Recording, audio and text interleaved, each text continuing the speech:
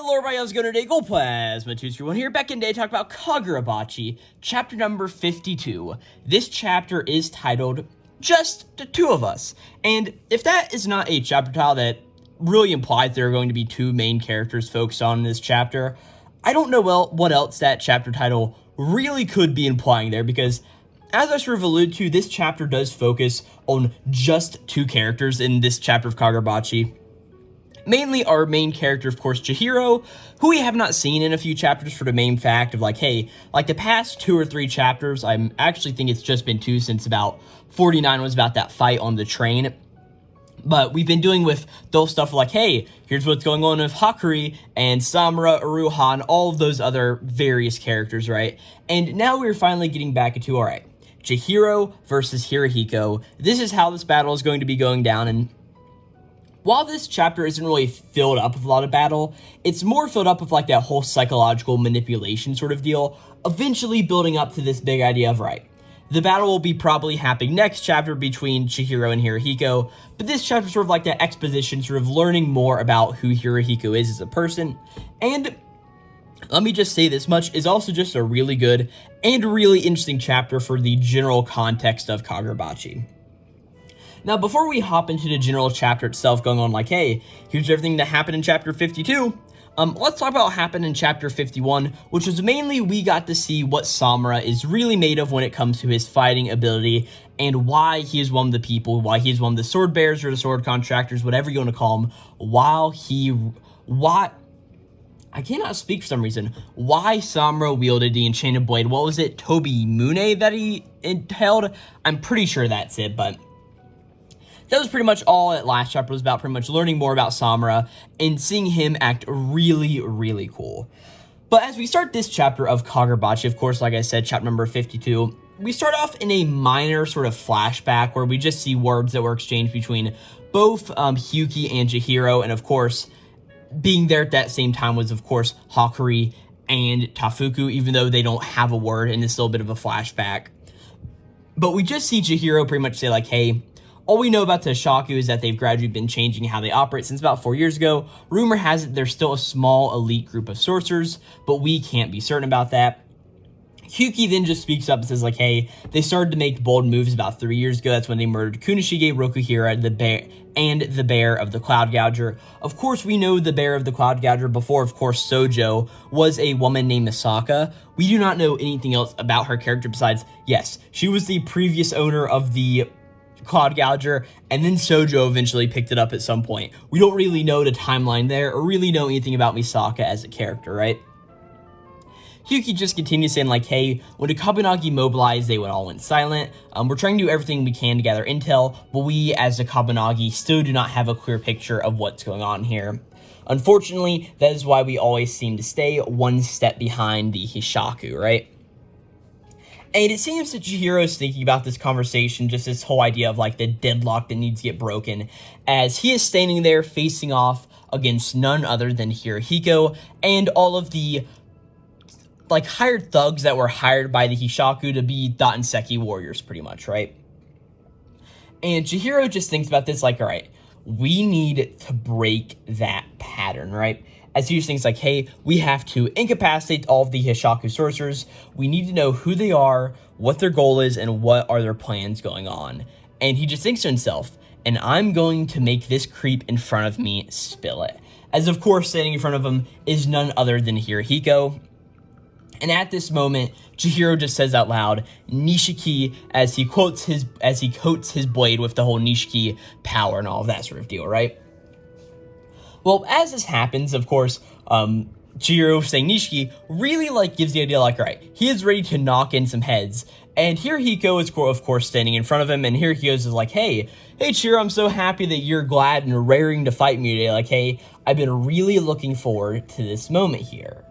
As Chihiro just is okay, why are you trying to tell me this? What are you trying to do to goad me in this sort of way? And Hiruhiko just is hey, I'm 18 too, the same as you. And Chihiro's alright, so what does that mean? What am I supposed to gain from knowing that we are the same age of 18? And Hiruhiko just says, oh, I'm talking about killing people. I first learned about that option while I was a young, meager 3 years old. it then became etched into my own bones.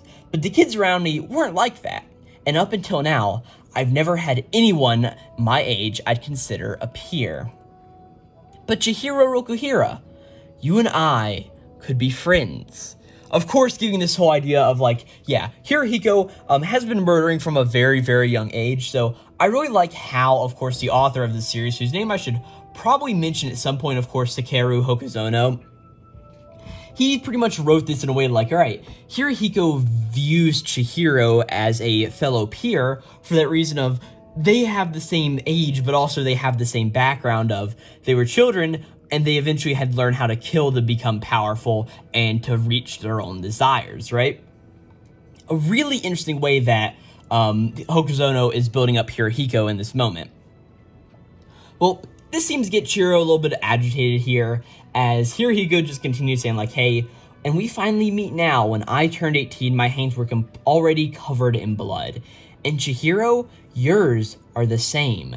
As Chihiro just thinks about this, gets even more agitated, and pretty much starts to jump forward, and he doesn't quite get into slashing Hiruhiko. He sort of just holds his blade out with the point in front of him with the Nishiki cloak all over it, and sort of just like lunges in to like stab Hiruhiko. And Hiruhiko's barely able to jump back as Chihiro just like screams out, "Don't you dare equate me with you and your heinous deeds," right? And Hiruhiko just says like, "Oh, come on, we're equals now. Oh, and you can call me Hiruhiko," pretty much giving the name to Chihiro so Chihiro knows who he's up against now, right? But at this moment, it looks like Hiruhiko is starting to fall to the ground, of course, being that they are no longer got solid footing, being that they are like falling back after Chihiro's like tried to plunge his blade into him. And as they're sort of just falling to the ground, he clasps his hands together and just says, "All right, guys, let's do this." As all of a sudden, Hiruhiko starts to fade away almost, and a bunch of tiny little pieces of paper start to like form around him and a form around the general area where Chihiro and all the other Hoshaku sorcerers are currently, right? This is really interesting because, of course, we had seen that Hiruhiko's powers had something to do with like origami and paper before, but this sort of gives us a little bit more of like what his ability is. And I honestly can't tell if the way that this is being drawn, if like the paper makes up Hiruhiko's body, or if he just summons it and sort of scatters it around the general area, right? Well, as all of this happens, we see all of the paper scattering around in like almost every single direction. As Chihiro looks around and obviously notices like, all right, no, Hiruhiko's gone, where did he go? And he's sort of like freaking out looking at all of this. And as all this happens, he just thinks about the saying that got said a few chapters ago, like the whole thing of like, hey, our counter intent special forces, this means that we can kill you, right? And Chihiro thinks about this, is like, oh, wait a second. If he's running away, this probably means that he was bluffing about that the entire time, right?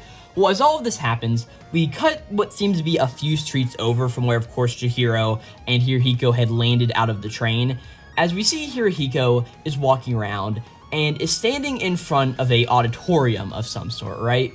As he's like, all right, now how do I go about this? As Chihiro Hiruhiko walks around, sort of looks over at this building and walks inside, and we see that this is a playhouse, as there seems to be a play of some sort going on inside of the auction house, or not auction house, this auditorium or whatever it is. This venue, I forget, like, I don't know, theater. Theater is the right word that I'm looking for here. As we see here, he goes now standing in front of this theater, just like, hey, the voices on the inside is like, all right, guys, the Battle of Sano Island will begin shortly. As we now see that Hiruhiko is also sitting in the audience of this play in the theater. And there's a little few interesting things about, all right, how did Hiruhiko get in there? I presume this is a venue that is like making people buy tickets. So did Hiruhiko buy a ticket to this event? Very unlikely, with the whole idea of as he's walking by, he sort of says, all right, this is where this is going to be down. So I don't think that is the case whatsoever. We have the other option, which is Hiruhiko's like very charismatic and like was able to weasel his way in by just like saying the things that the people wanted to hear. Like, oh, maybe I'm somebody related, so I should get like free entrance into this play. And then the other, I think the third like major option onto what's happening here is that, okay, there's probably a really good chance that he just murdered whoever was at the front gate to get entrance into this play here, but we don't really notice. A little bit of an interesting thought experiment I was going on, like, how did Hirohiko end up making it in here, right? But as Hirohiko's sitting in here, he just thinks like, all right, so I'll let all the assassins at the Senkotsuji Temple handle Iruha while I enjoy this play right here. A little bit of an interesting note is that he specifically says at the Senkotsuji Temple handle Iruha, not talking about Samura. So it's a little bit interesting, like, do they have another way that Samura is going to be handled here at the temple? Or it's just a very interesting way of looking at it, because, like, why would Hirohiko just say Iruha and not Samura and Iruha? A little bit of an interesting perspective to put this into for sure, right?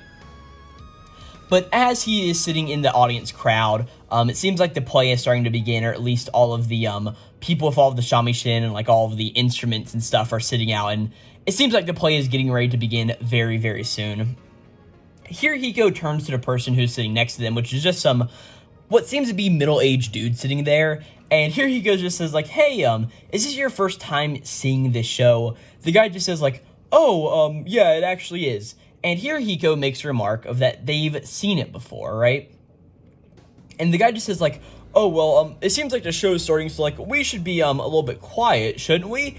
But Hirohiko obviously does not give a crap, as he's like, all right, the hero Sasuke defeats the Black Ogre at the end of this story, and he gets his family back and peace returns to the island. But overall, the hero's duel and the stage fighting is very amateurish. Honestly, this play is very boring.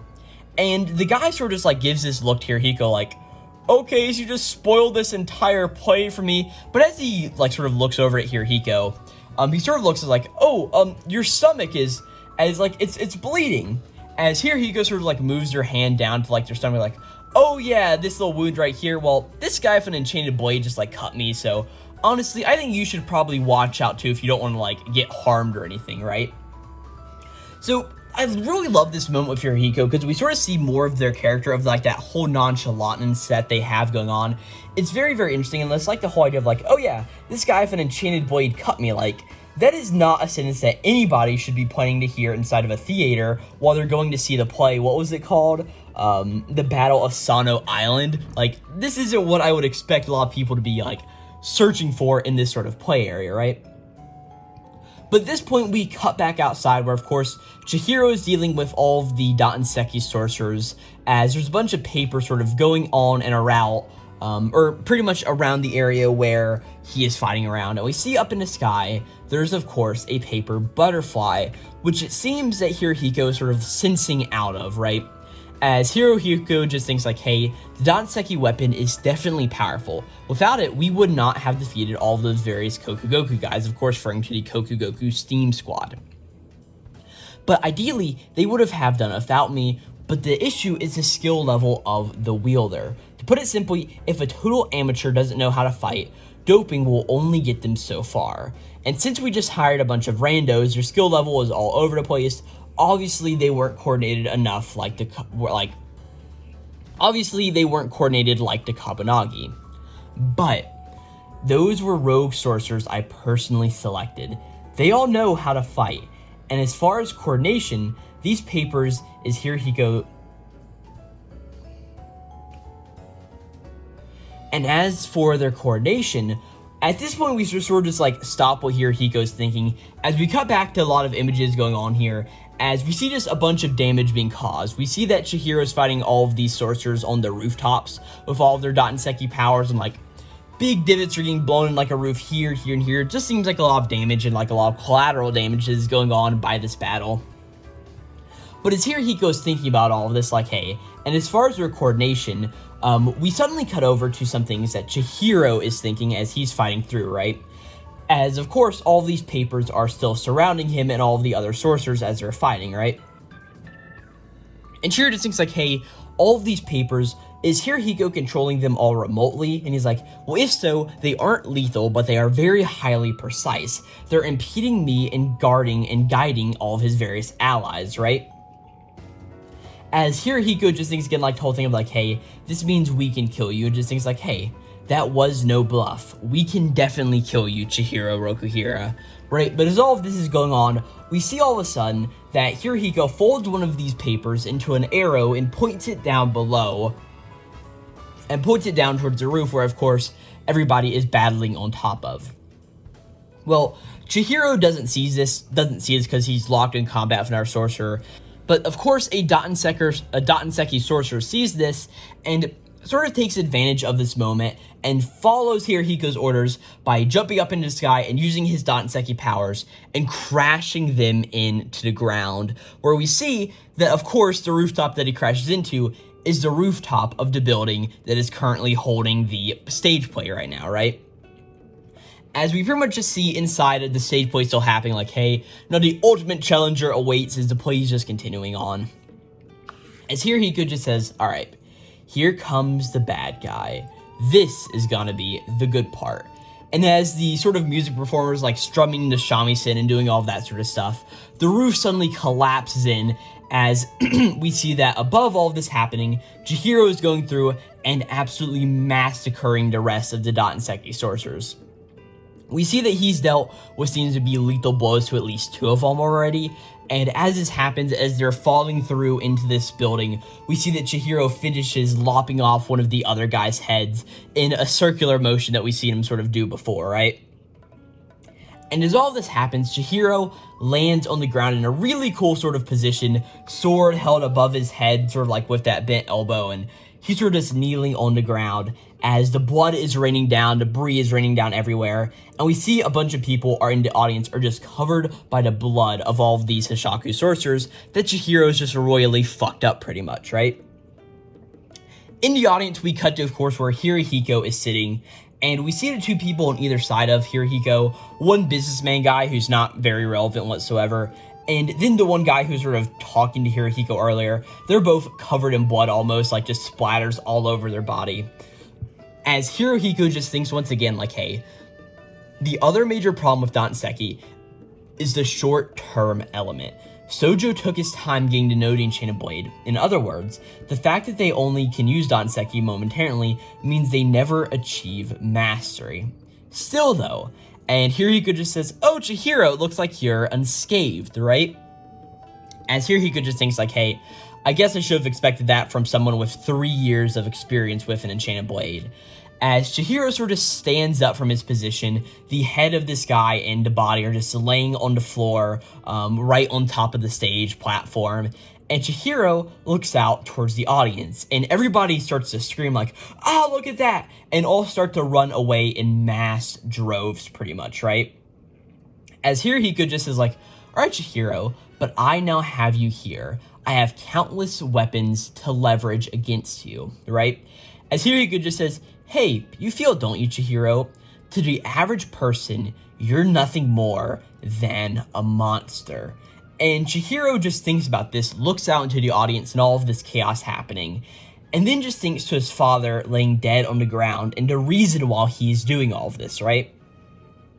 And Chihiro just says, and whose fault do you think that is? And as he's saying that, of course, like, hey, you guys murdered my father. You guys have created me into this beast. It is all your fault. And as he's saying this, Hiruhiko just says, hey, Chihiro, don't you see? I'm the only one. I am the only one who can understand you. As Hiruhiko is still just sitting slumped over in the seat here, like no motivation, no movement whatsoever. As Hiruhiko just points straight at Chihiro while he says this. And at the very end of the chapter, the final line, Chihiro sort of just like pulls up his coat neck piece and says, all right, cut the bullshit. And that is where we end this chapter of Kagurabachi. This chapter is a lot of fun in general for the main reason of we learn a lot about Hiruhiko's general character. What their deal is, we learn a little bit more, right? They control these paper butterflies and get surveillance from them in that sort of way. We also understand more about the whole uses and disuses, like the pros and cons of the Dotenseki cursed or the cursed stones, pretty much, right?